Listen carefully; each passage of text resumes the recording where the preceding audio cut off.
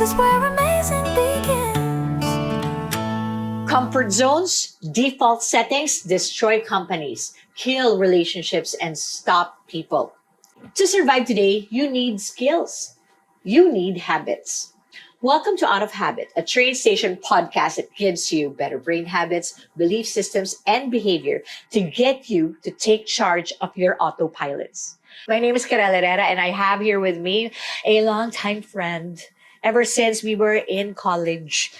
So more than 30 years already. He is a professor at the Ateneo de Manila University teaching philosophy. My dear friend, Dot Temporal. Hey, Cornell. Hello. Hello. Good to be here. Thank you for inviting me and Of this course. chance to have an amazing conversation with you, I'm sure. Today, we're going to have a conversation on something that will help people. You know, what's the problem right now? There's so much going on. Ang dami nangyayari. Yeah. You know, gas prices. Okay, nagka-roll back. The world is in a crisis.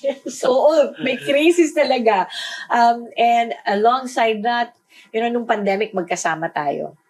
And we were trying to survive during a pandemic. So parang, pagkatapos nun, ito na naman. Last year, there was Yes. this thing about, you know, flood control, politics. And then all of those calamities, the earthquakes that affected Cebu, and then Davao, and then flood.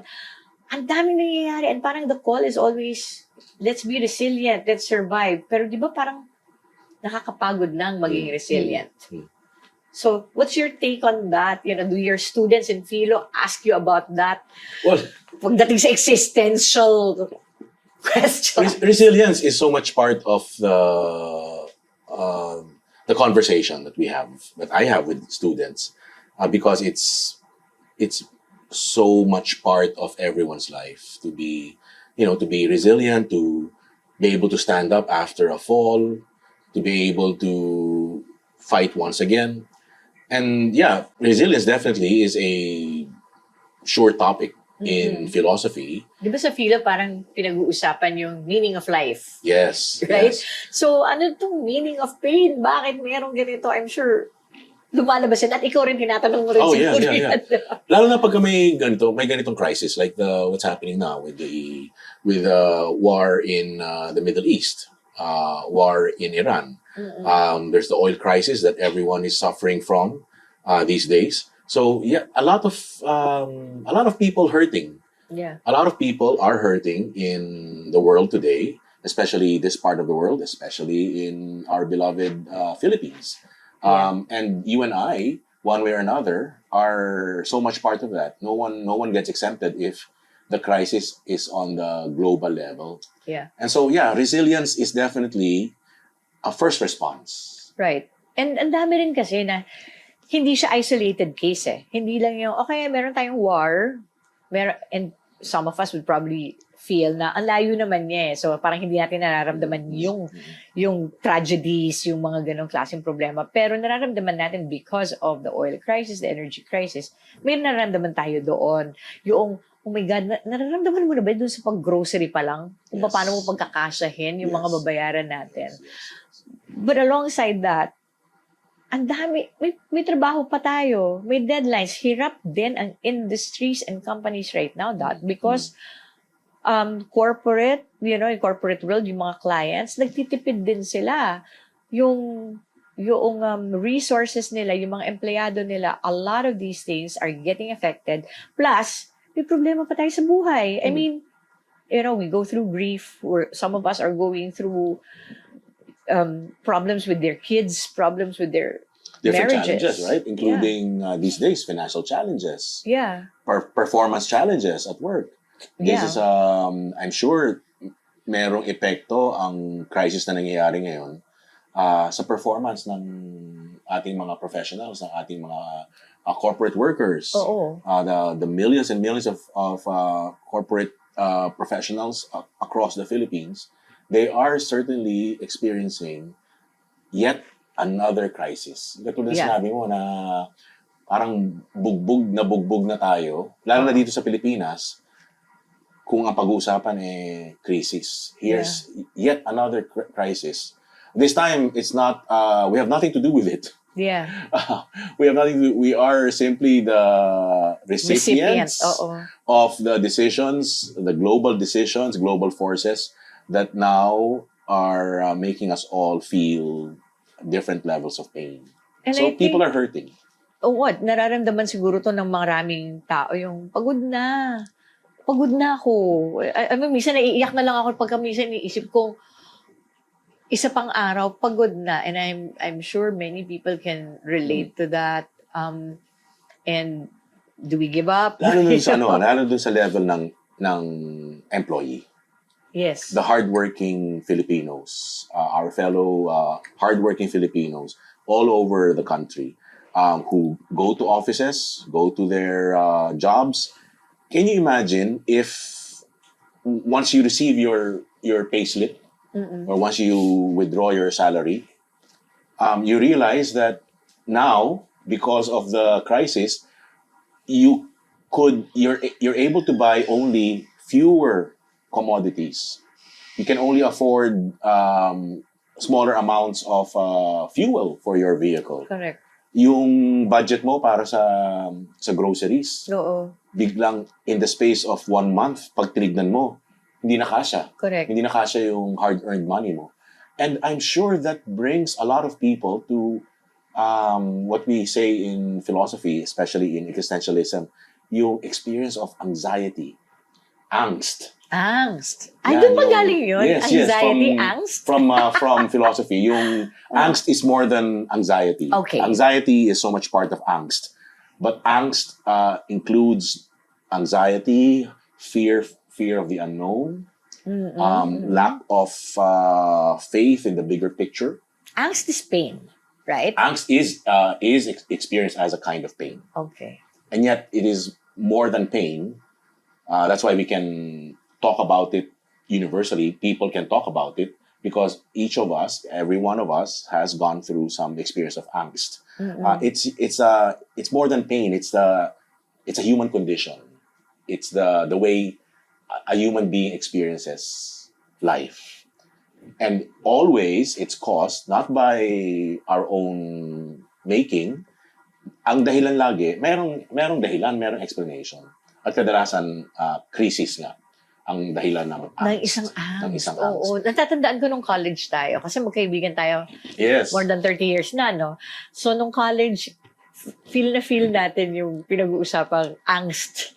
At hinahanap natin nun ang crisis. Oo. Kailangan natin ng drama. We wanted the drama, especially for people like us who back then were really into the arts, the theater arts especially. It was fuel for us. And yeah, many young people are experiencing not only anxiety but angst. Madrama lang ba talaga tayo? O talagang yung... Kasi di ba pwedeng gano'n na madrama ka lang. Tatay ko dati, yun lang sabi sa akin, madrama ka, ang daming kaartehan. Kasi parang, nagtatanong ka bakit ganito? So sa perspective ng ibang tao, drama siya. It's like you're watching a performer going through the pain, the tragedy of the character. Right. It's different though from the standpoint of the one going through the drama. Oo. Dahil sa kanya, hindi ito drama. Sa kanya, ito ay content ng buhay niya. And it just so happens that yung content ng buhay niya, the way the person is experiencing life, is the result of external forces. So, kunyari, yung 2,000 ko, na dati marami ako nabibili sa grocery. Tapos ngayon, parang, hala, wala nang isang buong basket at napupuno ng 2,000, napakaliit na lang. So, ang angst doon ay, pag sinabi kong, so, ano pa ba ang kahulugan ng bawat araw ko at nagtatrabaho ako na ito lang, lahat ng ginagawa ko kulang, parang gano'n? So, while anxiety is part of it, part siya talaga, experientially, the person going through the condition or the state of angst will say that I'm suffering from anxiety. And yet angst is deeper. Kasi sa angst, as you described it, nawawalan yung kahulugan ng everyday. And what makes it really bad is this. A person enters into angst when they start to feel that the crisis is not their making. And yet, they're the ones suffering. Wala silang control. Walang control. I'm sure psychologists have a term for that, locus of control or something. Yes. In philosophy, especially the way we teach it in Ateneo, the whole idea is angst is a point of suffering because the person we realize that the suffering I'm going through is very different from the other types of suffering that I'm experiencing. Kasi yung other types of suffering, pwedeng ako ang may dahilan nun eh. Out of choice choices I've made in the past siguro. Tapos hindi maganda yung resulta, I suffer. And one therefore can fix it. Tinuturo natin yan sa train station, di ba? How to use the power of the brain to address, to correct past mistakes, past errors, past ways To of take charge. to take of charge your life, and to change our ways of seeing decisions that we made in the past. However, ang dahilan ng angst ay kakaiba. Kasi ang angst is suffering, and I know fully well that I'm suffering not because of things I did. Kaya nagkakaroon tayo ng problema ngayon doon sa kapaguran ng tao sa resilience. Kasi resilient na naman. Yes. Actually, hindi naman problema yung pagiging resilient. It's just that parang paulit-ulit. Yes, yes, Nagkaka-angst tayo doon na Yes. parang wala na akong control. Resilience is a good thing. Katulad nga sa past conversations natin, off-cam. Resilience is admirable. And necessary. And It is necessary. Sa ethics, tinuturo namin yan. It is a kind of virtue or value. And we know it's a value because we would want to teach even the youngest members of our family, our children, to be resilient. And yet, it's only the first step Okay. in overcoming or jumping over the hurdle of angst. So kasi nagkakaroon na siya ng bad flack eh. You know, yung parang ang dami ng memes dati na resilient na naman. Lalo na yung Lalo na sa government. have you heard of the term toxic resiliency? Oh. Yung para siyang counterpoint or counterpart ng toxic positivity. Yung yes. toxic resiliency is ang galing mong bumawi, ang galing mong dumiskarte, tayo ka na naman the next day after ng analogy is after ng bagyo, tayo ka na naman, buuin mo yung bahay mo uli. To the point that kahit paulit-ulit yung bagyo, paulit-ulit ka rin nagtatayo ng bahay. Correct. Ang question is, bakit hindi ka lumipat ng tirahan? Yes. Or bakit hindi mo ba't hindi ka magtayo ng mas malakas na, sturdier home? Na ang tanong kasi ng mga tao ay, bakit ako yung kailangan mag-adjust? Kasi, bakit hindi gobyerno ang gumawa ng solusyon? Bakit hindi nila tanggalin yung dumi, ayusin ang mga dike, whatever. There are, the solution has a tendency to go outward. Kailangan ko ba maging resilient? Hindi ba responsibilidad ng ibang taon para hindi ko na to kailangan pagdaanan? So, I think, ang seryoso talaga nung problema ng resilience na, lalo na sa ating mga Pilipino kasi bakit natin kailangan maging ganito kung ang daming corruption, kung tama ang sistema natin, like so many countries are dealing with this crisis differently, right? Na parang paano nila tinutulungan yung mga tao nila? Wow, wala sila kasing ginagawang ganitong mas less yung corruption, meron silang tamang sistema, that's why they're able to adjust. Tayo, wala nang trust din yung tao eh. Maganda yung point mo eh. Kung resilience lang ang sagot ng individual, sagot ng person, if the person only relies on resilience, which is, undeniably, ito ay isang value that you apply, that you pursue. Gusto mo maging resilient. Okay yun, admirable yun. Ang problema, if the source of the crisis is something like government that is beyond your power, ang feeling mo talaga either victim or depende sa bigat ng crisis para nangyayari sa atin ngayon, sobrang taas ng presyo ng langis, households are being affected and we had nothing to do with it, ang posible is really downright angst. At in my thinking, Karel, hindi na pwedeng resilience lang ang gamit. Yes. I'm not sure if psychologists or neurologists would agree with me, but from a reflection perspective, from especially if we think philosophically about resilience, it is an important first step. Right. And yet, the goal of everyone's life, especially if our goal is to live a good life, is to experience goodness in life. And not just to feel I'm a victim or I need to stand up again kasi here's a crisis, another crisis, bugbog na naman ako. Oo. Bangon lang Kailangan ulit. naman ng bangon. At gano'n na lang ang kwento ng buhay ko. Hindi siya ganun dapat eh. Hindi siya gano'n. Because the Oo, bigger eh. question of life, it's one life that, isang buhay natin, one life that we can live and we have to live. Right. And if the story of our life is just all about how resilient we were, yes, admirable.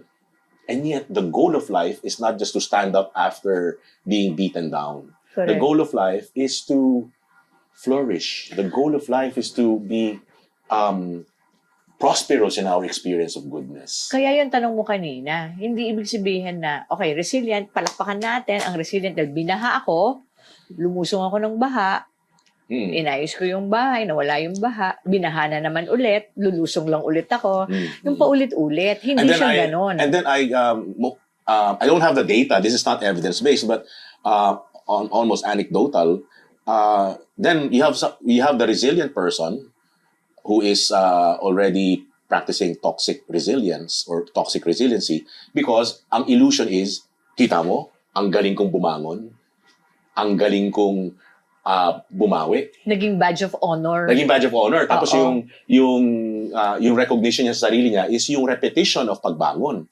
But life is not just about bangon every time we fall. Oo. Here's my analogy. Parang ang isang boxer as an athlete, di ba? Oo. A boxer dedicates himself or herself or themselves to Training to yan. training. Oo. And the goal, right from day one up to retirement, is to have a successful boxing career. Tama. As in, kita natin yung mga videos natin ni Manny Pacquiao na Yes. tinatamaan siya Yes. dito. Sige, strong wala namang ako, boxer resilient. na Oo. katulad ng sinasabi natin sa iba nating sessions when we're training people. Wala namang ano nga yung sabi mo, wala namang employee na gumising ngayon tapos gusto sabihin na ang bibuisit ako ng maraming tao. Wala ring boxer or athlete Na paggising niya, matatalo ako matatalo ako. today. Oo. Gusto kong Masapak. mabugbog, tapos Bangon lang. babangon ako at paramihan ng bangon. Yun ang metrics ko. Any boxer who enters the Tama sport, ka dun. or any athlete, like your son, Oo. is into Karate, I know that Rafael is into karate. Meron ba namang atleta na karatista na papasok ka sabihin, ang goal ko, mami, is gusto kong bumangon matapos ako masipa. Walang ganun eh. Oo. Very, fall 7, just get up 8 If times. you ask a Mom. boxer, Oo. why are you embracing this sport and you will persist in it for 10, 15 years of your life, that's your career.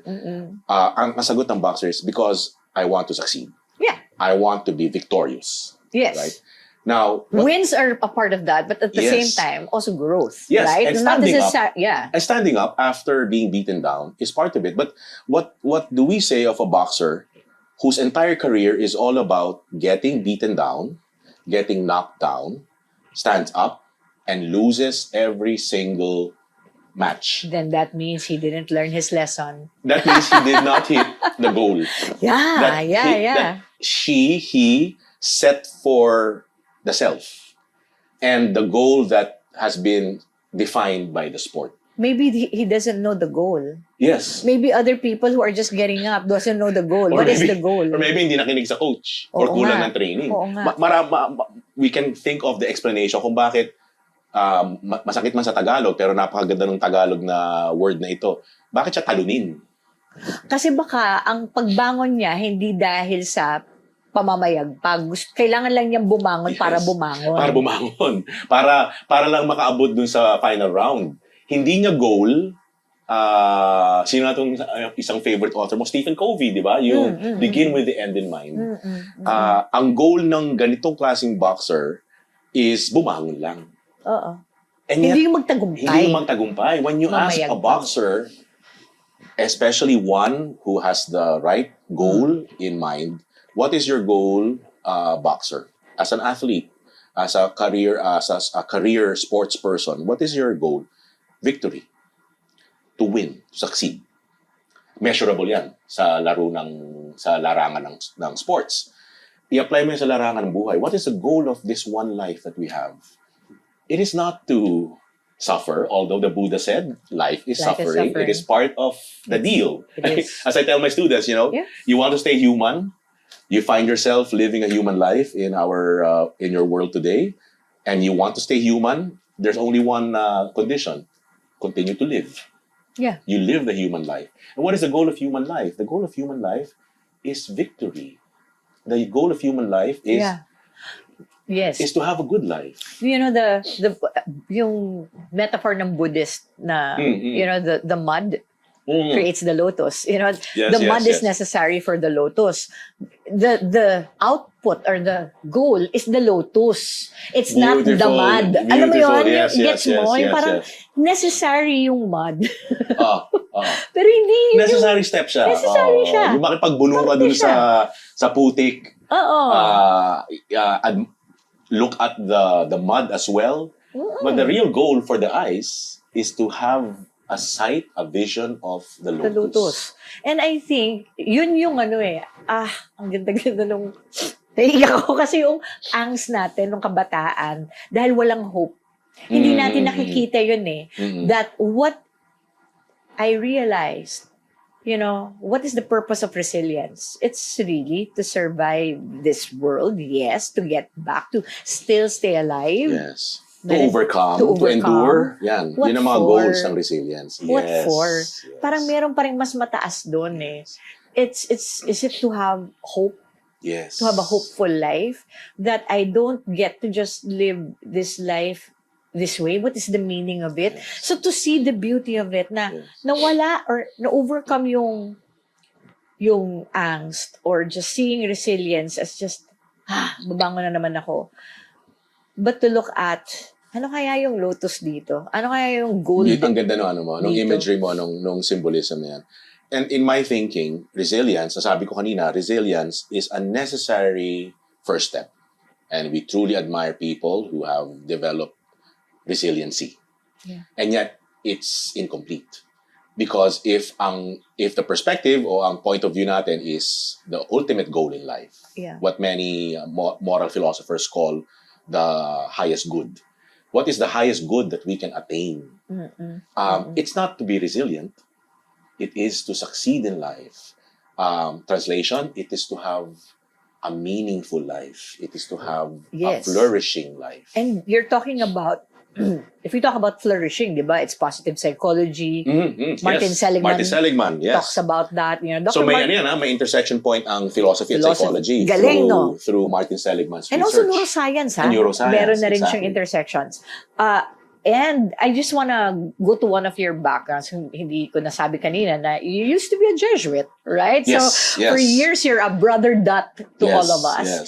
And from that, Many years a Jesuit preparing for the priesthood. yes, and to look at the biblical side, you know, it's really living life in abundance. Parang kahit saan mo tingnan na Yeah, yeah. aspeto Yep. Yes, there is suffering in all, whether it's Buddhism, whether it's Christianity, I think, or Catholicism, or You mentioned the Bible.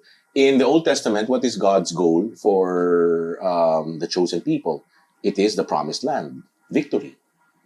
Yeah. It's not to survive one more day in the desert, although that was their crisis. oh wow, Diba? Naiyak ako doon. Decades of getting lost in the desert as they were searching for the promised land away from Egypt. The goal is to reach the promised land, to have a life that is flourishing. In the New Testament, the goal is not death. not even of Jesus. The goal is the resurrection, Beautiful. which is ultimate victory. Yeah. And then, sa mga mga audience members natin na nagtatanong, ano ba yung better translation ng flourishing? Years ago when I was studying philosophy, meron akong teacher na nag-translate nito. Napakaganda sa Tagalog. Pag-uumapaw. Hindi siya material wealth. It could be part of it. I mean, prosperity should be part of a good life, right? But it's more than that. It's flourishing is yung buhay ko, pag tinignan ko, nag-uumapaw siya. As Christians would say, we Christians would say, blessing upon blessing. And the question now is, to a person who is experiencing flourishing in life, yung pag-uumapaw ng buhay, pagyabong, parang puno na talagang Hitik na hitik sa Yes. bunga. Oo. na ang kapal-kapal ng pagka-green niya, ang kapal-kapal ng bunga, Yeah. then the harvest is just there, ready for the picking. Yeah. And to such a person, we ask, friend, paano mo nagawa yan? At ang sagot niya, I will bet, ang sagot niya is more than resilience. Ang sagot niya is, I'm skilled. Yeah. I have the right. Diniligan ko yan. I have the right practice. I have the right, as the title of this podcast goes, I have the right habits. Tama. I have the right practice. I know the proper skills. Right. And skills are learned. This is the good news about it. If the goal is flourishing or a fully meaningful, abundant life, pwede mo matutunan. Exactly what we say in train station, especially with what you mentioned to me a few weeks back, brain Yeah. code. Brain strong. Brain strong. Yeah. There you go. Brain strong. Tell me more about this. Okay. So, parang gusto mong mas maintindihan pa kung mayakap ano to, tong- no? Kasi, remember, we talked about flourishing ni Martin Seligman at ang sinasabi niya doon is, ano ba ibig sabihin ng flourishing? Kapag meron kang garden, tapos ang ginagawa mo lang daw ay tanggalin yung mga weeds. Right? Kasi yun yung ginagawa natin. Tanggalin ang problema. May pain ako dito, tanggalin natin to, ganyan. So, ang nagiging focus natin is just that, to survive, take out the weeds. If you're not planting the right things, if you're not also watering it every single day, what you'll have is just soil. Yes. And yet the goal is to have A garden. beautiful, good garden. Oo nga. So, kung hindi, lupa lang ang meron ka. Idol talaga itong si ano. Diba? Si Idol Martin talaga si Seligman, Martin I Seligman. love He's, positive psychology. He's a powerful writer and definitely chief scientist among scientists Yeah. as a psychologist. And kasabay niya yan si NLP and si positive psychology na nag-uumpisa back in the 70s. And what the founders of NLP, Neuro-Linguistic Programming, were looking at is, can we not just look at what is wrong in people, but what makes people excellent? Mhm. And sometimes, we focus at, ito, may mali siya dito, may mali siya dyan. Like, meron siyang depression dito, meron siyang depression, meron siyang ADHD, meron siyang kung ano-anong different Okay, ability. one of the people you coach or help would tell you, Karel, I'm experiencing anxiety or angst. Yes, crisis, whatever it Crisis, is. yeah. So, the tendency is to look at what's wrong, and then we fail to look at how do I build now the muscles of this person if there's nothing wrong with them, number one. Kasi may mga tao, ay, wala naman akong ganyan. I'm okay.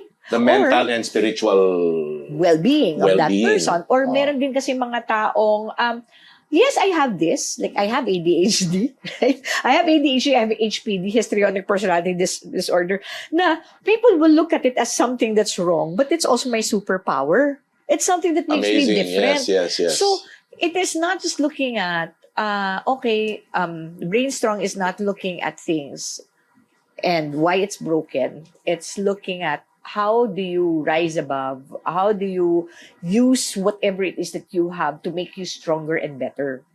Kaya yung Brain Strong came about kasi para siyang gym.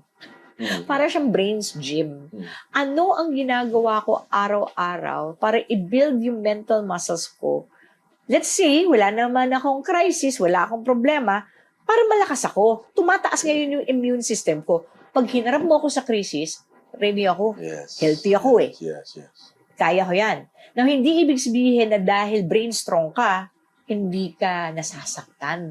Hindi ka gumigiba. Like recently, we've gone through, a personal crisis as a family. Where we went through grief. Hindi ibig sabihin na, hindi ka magiging malungkot. Hindi ibig sabihin na hindi immune ka sa getting knocked down. Yes, or me and my husband are having challenges right now because of that na nahihirapan kami in how we're dealing with each other. It doesn't mean I'm not hurt and I am not in pain. But what it means is I know what to do to take care of myself. I know where to go.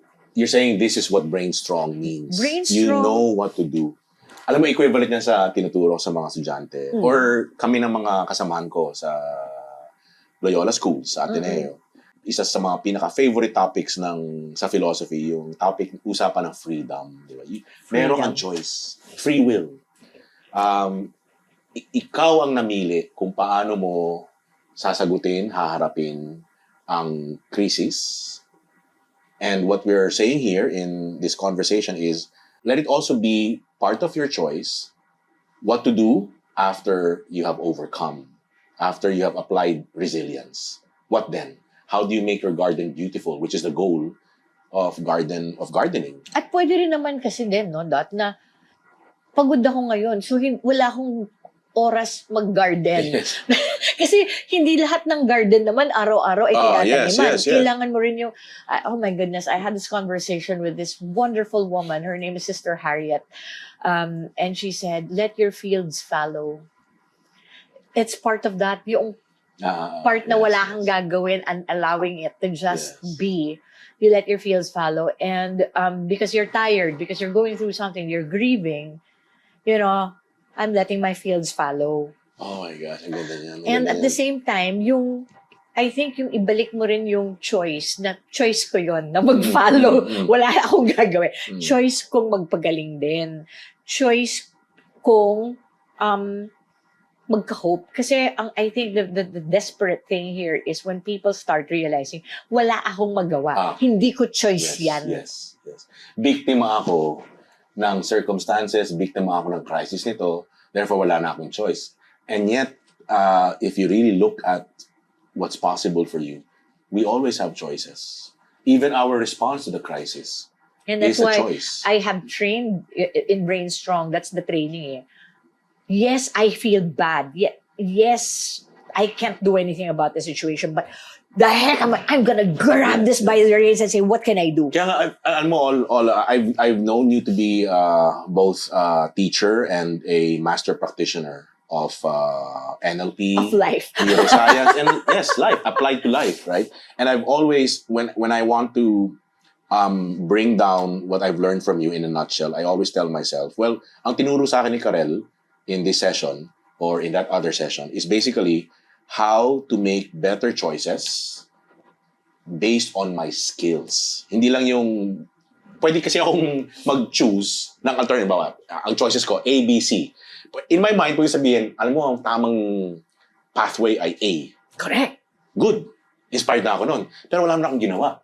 Kasi wala akong skills. O hindi ako nag-apply na skills. Or di mo kaya. Hindi mo pa kaya. Katangi isip lang yung victory ko. I haven't acted. Yeah. That's why I always tell my students, it's one thing to know the right thing to do, and it's another to actually do the right thing to do. True. There's an entire world of a difference. One is an action taker based on skills, repeatable, and this is the person who may expect results. The one is a wishful thinker, simply wishing, simply desiring goodness to happen in life, but doesn't do anything about it. And not to be blamed, maybe the person is not able to do anything about it because the person doesn't have a skill.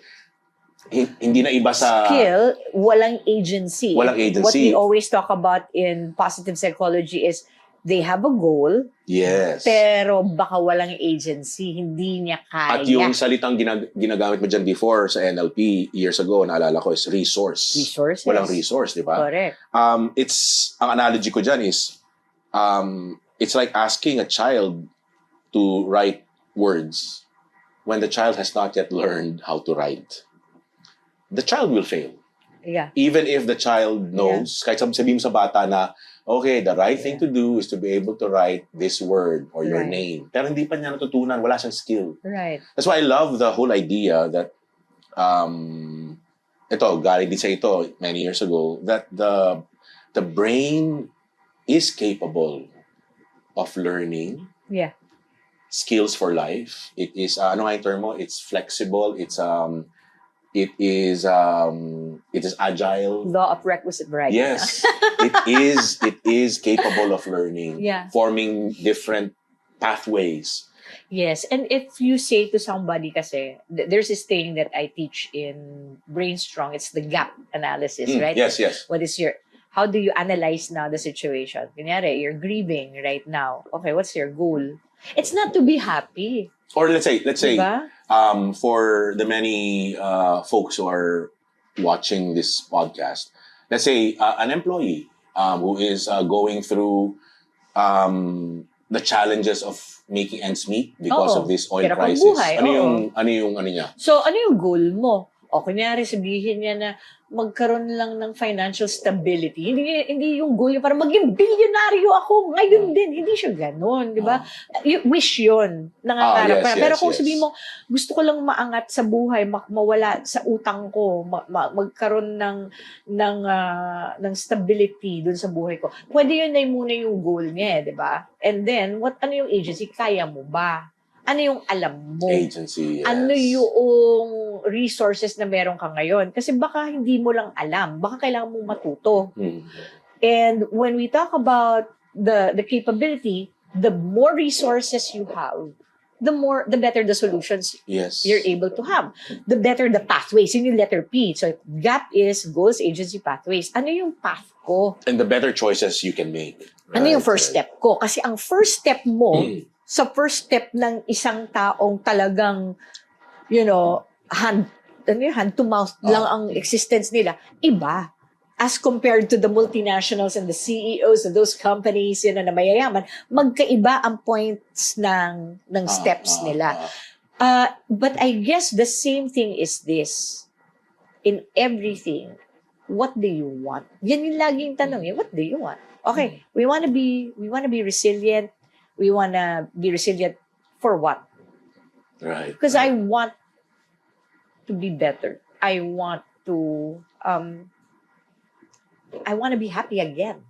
So, It's not resilience. Oo, That's the end goal. yeah. Right. So, parang, what do you want? What can you do? That's the next question. What can I do? Madami. Pag sinabing, I want to be a singer, what can I do? I can sing and perform, diba? Pero, wait, marunong ka na ba? Maalam ka na ba? Baka naman flat ka, baka sharp ka, wala kang sistema, wala kang discipline. So the next is, what can you do now? So the pathways, the first step would be, probably voice lessons. Kung wala akong pera pang voice lessons, siguro mag-YouTube muna ako, maghahanap ako ng lessons doon, or mga kaibigan, or sumali sa choir. Ano yung doable that gets you out of that helplessness? Right. So, when you are in angst, I think the question is always, so what do you want? What do you want out of this life?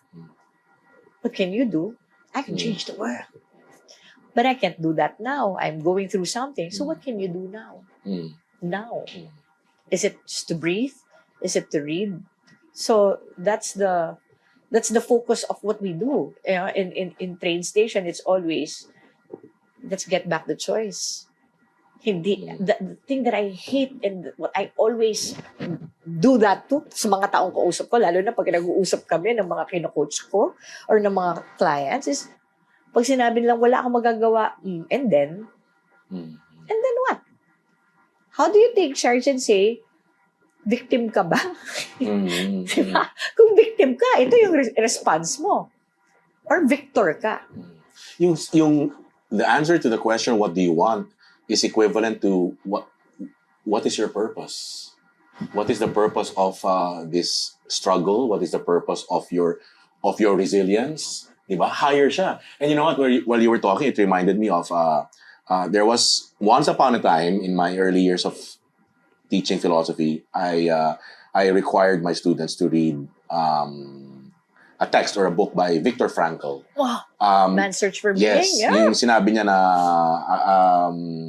maybe I'll bring that article back or that book back as a requirement next semester.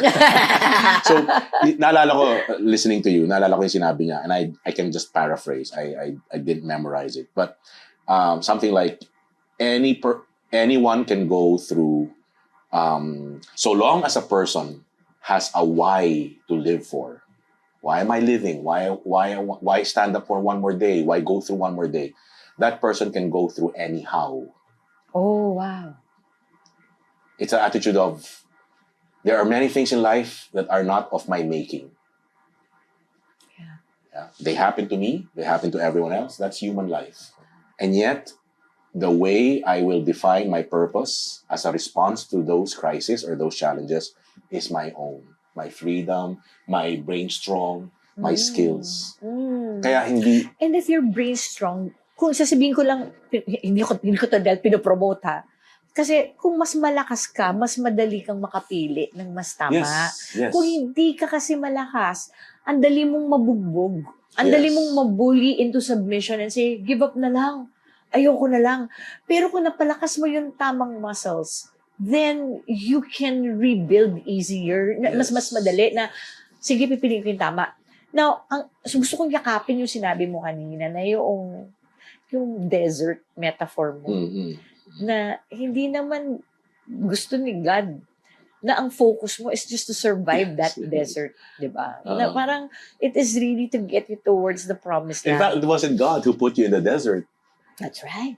The desert is there. That's part of the world. That's part That's of life. And in reality, people can enter that kind of an environment Yes. out of their own choice. And remember also, there were people in that desert who died in the desert, Yes, right? yes. So, but then it was also their part to bring people a step Yes, mile yes, forward. yes. That's why get to it the was promised it land. was God's work Yeah. to bring His chosen people from the desert Yeah. to the promised land. So the practice of brain strong, like maybe you could give me insights also in philosophy and in your spiritual journey of what habits we can put. Because in brain strong, what we always say is, okay, if you are desperate, those three things you can ask. What do I want?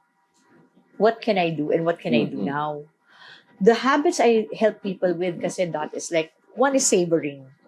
Ah, Like, yes, yes. If I am paying attention to everything that is going wrong right now, whether it is the prices of the groceries, whether yung gas, what can I just reel back in and focus on right now? Mm. Is it just the laughter of my daughter or my son? Mm. Is it just that I have a healthy husband beside me?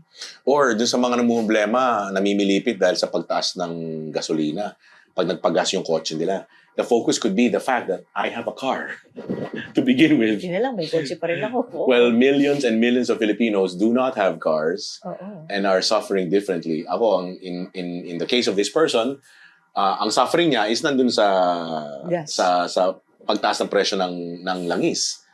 And yet, ang ganda rin sasabi mo, the focus can be on to savor the What you fact. can. And it's not toxic positivity na, ay, walang problema. Hindi, meron yes. Pero tinitignan ko sa moment na to at nagfo-focus ako sa paghinga. Alam mo yun, Yeah. minsan ganun lang minsan eh. Nakafocus lang ako sa paghinga ko. Or the minute na kumain ako, pasalamat ako na may kinakain ako. Yes. Because so many others wala. Yes. Every time there's a crisis, Yes. we can react with Mhm. resilience. Mhm. Wonderful. And yet there are other steps beyond resilience, Mm-mm. which I feel as a philosopher, or I'm thinking as a philosopher, that it's the result of choosing Mm-mm. my free will. Ang question ko that I'd like your perspective on is, what if the person, let's say isang typical employee Mm-mm. sa corporate Philippines, going through the crisis, is hurting because of this of these crises, What if alam niya yung dapat gawin, malinaw sa kanya kung anong dapat gawin, nagbasa na ng libro, nanood na ng napakaraming vloggers, alam niya kung ano yung mga steps, at alam niya, more than anything, alam niya yung skills na kailangan niya. Yeah. And yet, the person simply cannot even take the first step because the person is just at the very bottom of the pit. Yeah. In your experience and in your own thoughts, Yeah. what to do? We experience that a lot of times because in every change work, whether it's corporate or individual, hindi naman problema yung hindi niya alam eh. Alam niya kailangan niyang gawin. Kaya alam niyang kailangan niyang mas maging malakas, gawin ito araw-araw, magbasa ng libro, magdasal, ang dami. Lalo na kung adult ito, di ba? Oo, lalo na yes, kung adult. yes. Alam niya. And in philosophy, that's the thing. A lot of brilliant Yes, minds yes. know this. Yes. So education is not the problem. Information is not the problem. The problem is doing. We have a behavior Input is not the deficit. problem. There's enough Dami. input. Yeah. Daming podcast, di ba? Yeah, so it's not the problem. The problem is after listening to this, what do you do? What can you do? The doing. How do you train yourself to keep on doing? That's why Out of Habit is really focused on that. What can I do? So, what if I am at the bottom? The problem is not the problem. The problem is the state you're in when you enter the problem. So, what I help people with is to... So the problem is not the situation or the condition. It's not the It's environment. not the traffic. It's not the oil crisis. Because there are people profiting from the oil crisis. There are people profiting during the pandemic, right? So the problem is not the problem. It's the state you're in. What are your resources? What do you know? What are your connections, right? So what we always tell people is, how do I deal with my state first? And by state, you mean mental Brain state. mental state, brain Oo. state, mindset. Yes, because your brain state, if you're tired, if you're defeated because of your belief systems, ano yung paniniwala mo? Ano yung nandiyan dyan? Baka nga, yung belief systems mo rin are affected by how tired you are. Maybe you're... The physiology. physiological being tired physiologically. Biological lang siya. Yes, It's a yes. biological problem or it's a chemical problem. Kulang ka sa kape. Kulang ka sa asukal, di ba? Yes, yes. Kulang ka sa dopamine. Kulang For ka sa all you know, endorphins. right? It's biological. It's Yeah. chemical. Yeah. So, can I build that every single day for me to be stronger so that my state will be better? Sure. Like, I always tell people, state shift lang muna. Ano yung state shift? Can I do something to put me in a better state? Yun muna. What do I want? I want to be better. I want to solve this. But what can I do to put myself in a better state? Handle the state first. Yes, and we talk about this. The best thing, if I were to tell you, sabi mo sa akin, if I were to tell you that I'll give it to you for free, to you to be able to take charge of your state, for you to be able to do more, will you take it if it's for free? And I'd say, yeah, hell yeah. And it's just taking a deep breath to give your brain that space to give you a better state. Breathing. A lot of people will say, corny, yan lang pala yung solusyon. di ba? Breathing. Kasi hindi ka makakasabor kung hindi ka rin nagbigay ng Right, space right. eh. So, hinga. Hinga muna. Another thing that I tell people na, kasi natutuwa sila rito is, I teach people yung undoing effect. Undoing is doing a physical movement that is contrary to the feeling that you're having right now. So, for example, you're sad, then can I go, Right. di ba? Undo. Tatawa na ako sa sarili ko. Deliberately. And that's something that you can do. Exactly. Right. Immediately. So, the minute na parang hindi ako okay, get into the habit of doing something that is opposite that feeling. Amazing. Compared to the goal of, okay, alam mo yung dapat gawin, solusyonan mo ngayon yung krisis sa buhay mo, overcome the crisis, flourish. Yeah. This one is a goal that anyone can do on the spot. Yeah. So, Okay. if a lot of people are stuck in their thoughts and they get stranded in those thoughts and they are spiraling down. So ako, anong gagawin ko pag nandoon sa moment? And I've seen myself do this. I've done this so many times. Now, alam mo yung, okay, ano yung heartbeat mo? Ano yung feeling mo pag depressed ka? Diba? There's that feeling. So, ano yung pwede kong gawin? Counter to that is a pulsating beat, whether there's music or not, something that is gonna make me jump up and down. Kaya pala I have this friend of mine. Ano to? Super athlete to. Amateur, but super athlete kasi ang dami niya ng Ironman triathlon events na sinalihan. More than 10. He told me one time na pagka malungkot daw siya or going through some problems with work, ang una niyang gagawin is tatakbo lang. Yeah. To run. Yeah. To counter what you're saying, to counter the sadness or the anxiety. Yeah. Tapos sabi niya, meron siyang term runner's high or something. Yes. That at a certain point, for him, at a certain point, after a certain distance or a certain time of given to running, he actually feels better. Okay. Okay, because running releases endorphins. Endorphins are actually painkillers. I see. So imagine if you are going through pain and then you start doing 50 jumping jacks. And I'm not telling people na, oh, get your running gear, do your, right now, nagpi-pickleball kami, mag-pickleball, kasi magbubuk ka pa. Ay, titignan mo yung schedule mo, meron ka pa kang coach, hindi mo naman alam mag-pickleball. Ang dami, mag-gym ka, that's why the resistance in the habits, the friction, you have to be able to look at it. Eh, ang daming friction ako nga may gym sa baba. Dito sa baba ng bahay namin, ilang years na kami dito? 13 years na kami dito. O sa awa ng Diyos, parang 3 beses ko palang ginagamit yung gym na yun in 13 years. Because if there's friction, you will not do it. So ano yung ginawa ko to lessen the friction? What can I do now? 50 jumping jacks. Right now, where you are at right now. If that releases endorphins, then that's my painkiller. I see. That can be my painkiller. Now that I have that, it's not toxic positivity na wala akong pain, wala akong pain. Yes. It's not. It's being able to address this, what I need, so that I can face it. Right. Sure, there's a problem. And then what can I do? Because I'm able to shift my state. Now, the shifting of the state does not mean always happy. Kasi may mga tao, oh, kailangan happy. Hindi. Pwedeng calm. Pwedeng humihinga. Pwedeng, you know that inward smile? Yes. That inward smile. That inward smile that I practice is, try doing it. Kung nanonood kayo, try doing it. Yung pagka merong problema, smile in your head. Yes. Because that inward smile makes you see that problem and like, Think of yourself as smiling. Okay.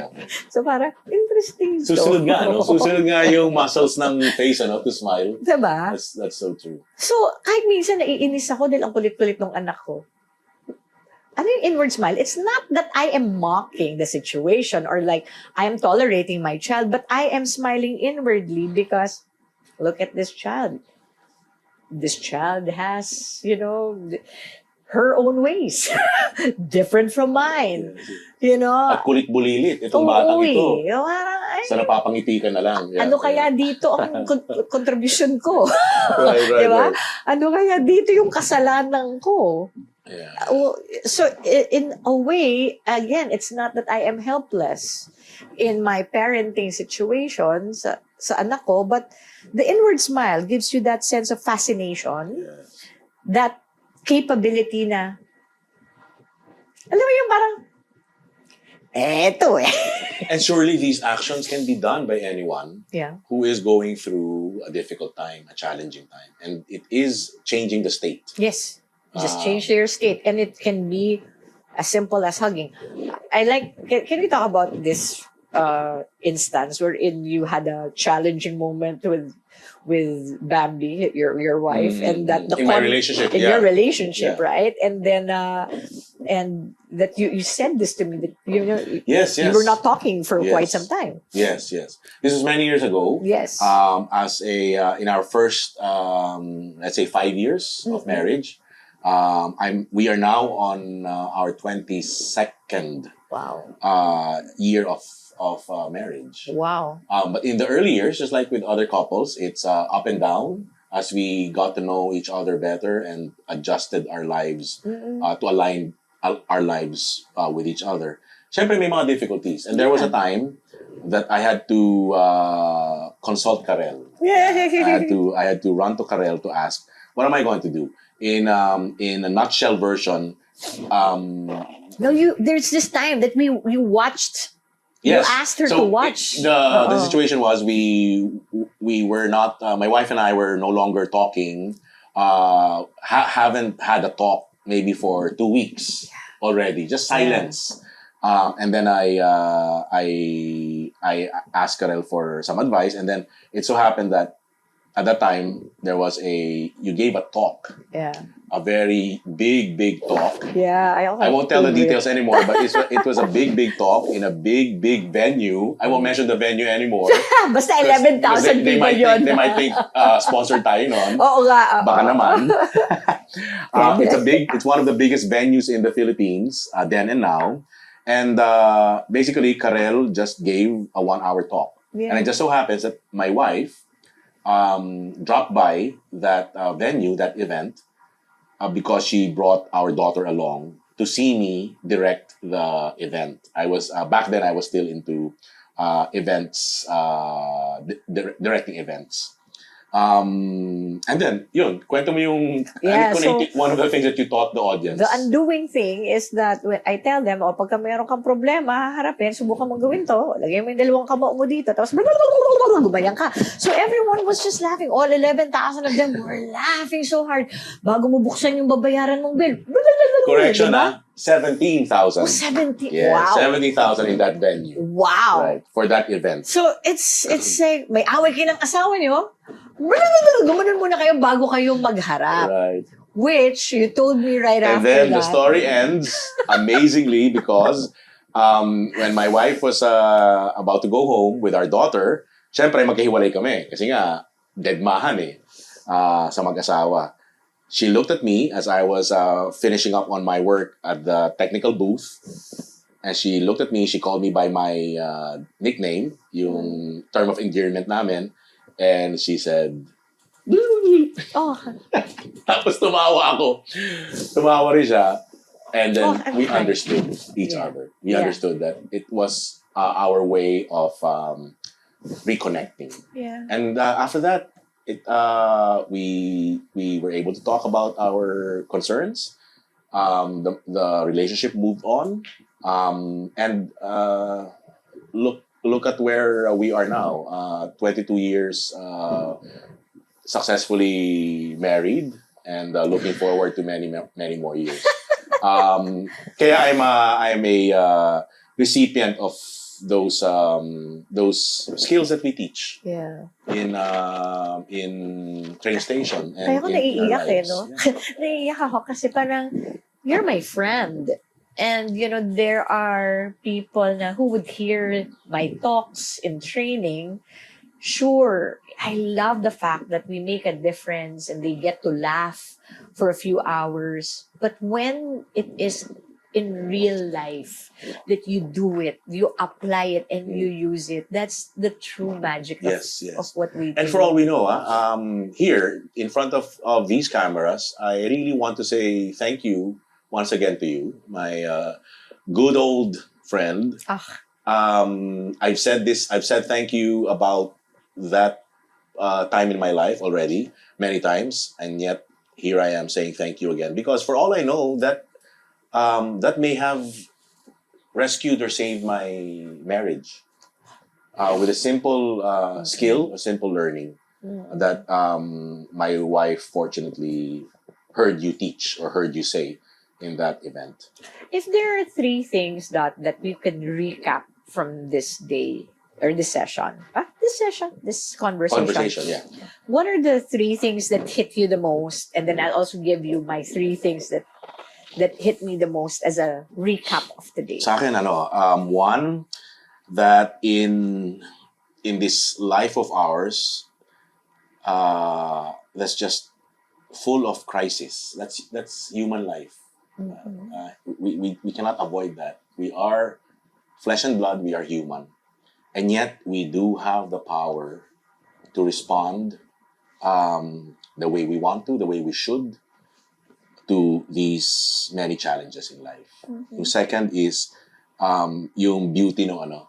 I will hold on to that imagery, yung the lotus. Yeah. And I think I will make it the point for my reflection in the coming days. The whole point is not to appreciate the mud, even though it's so much part of the growth of the lotus flower. But the whole point is to see the lotus. That is so spiritually beautiful, I tell you.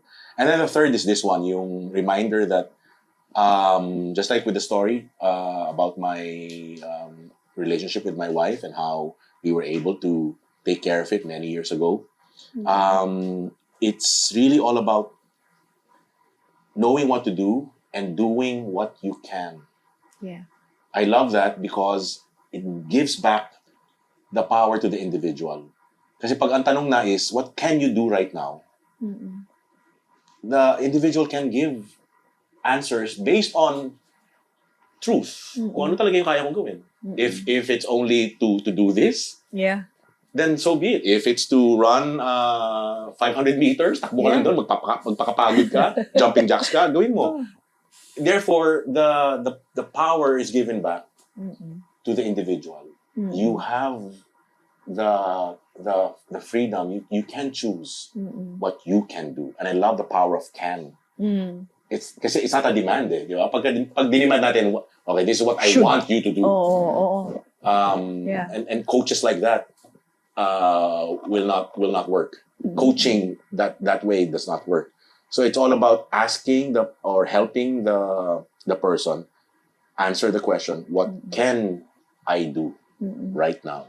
And I love that because it brings back power to the individual. And yes, I must say, it brings back simplicity to the solution. Yeah. And I love simple solutions. That's right. So thank you. Thank you for being here. And I think, just to give also my closing talaga dito sa Out of Habit. I think ang dami kasing tao na yung habit nila or yung default systems nila will just either stay where they are because it's easier. It's easier to complain about things, to grieve, and to just, spiral down because there's a certain satisfaction to it. We talked about angst. Minsan merong satisfaction yung drama. And I think it's because we just want to be heard and want to be acknowledged. But to be clear, why you need to get up is something that I got from this. Right. Why do I need to get up? It's not just to survive. It's okay. Parang what do I need? It's not just to survive this situation, but to really flourish. I want to embrace what you said about reminding me about the purpose of us going through our desert and getting to the promised land. And for other people, sabi ko nga na hindi lahat nakapunta ng promised land. Some of them, even Moses, right? Died in the desert. Yes. And it was really... Inabutan siya. ng deadline. Kasi nga, parang ang point nun, ano yung purpose niya was to inspire people to keep on. And whether, and I see this in the bigger scheme of my life na whether I see the change right now in this country, in our situation, in this crisis, whether I see the actual solution, I just want to be a part of a solution to take us from where we are to where we can be. There are so many crises happening right now, and if I can only help uplift even one person, provide that respite, that breathing space for a company or an individual at that moment that they're burdened, that for me is taking them to their promised land, wherever the promised land is. I got teary-eyed in that last story that you have, recalling what we do and how it has helped your relationship. And I think it's that constant reminder that what we teach really helps others, and that it has done so much good. And for us to also keep on, for me to keep on, Yes.